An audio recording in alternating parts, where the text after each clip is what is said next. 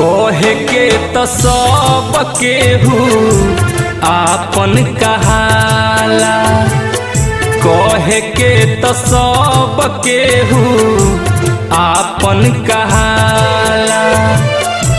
बुरा समैया में सभे चिन्हाला, कहे के तो सब केहू आपन कहाला, कहे के तो सब केहू आपन कहाला।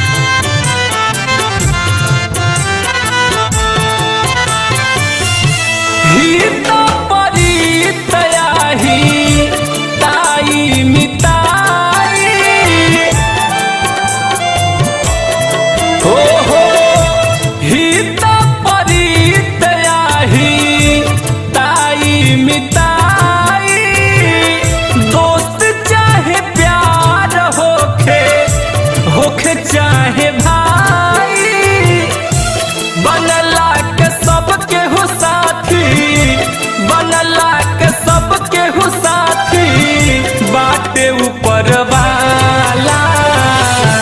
कहे के तो सब केहू आपन कहाला, कहे के तो सब केहू आपन कहाला।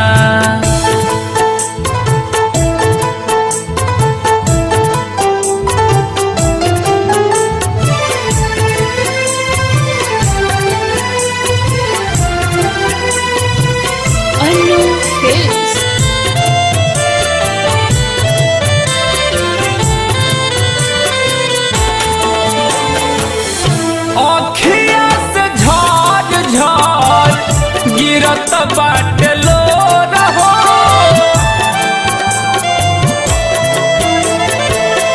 अखिया से झड़ झड़ गिरत बाटे लोर हो। प्यारी से दर्द मिलल बहुत बिजोड़ हो, नहीं केहू बाटे नहीं केहू बाटे आंसू पोछे वाला। कहे के तो सब केहू आपन कहाला, कहे के तो सब केहू आपन कहाला।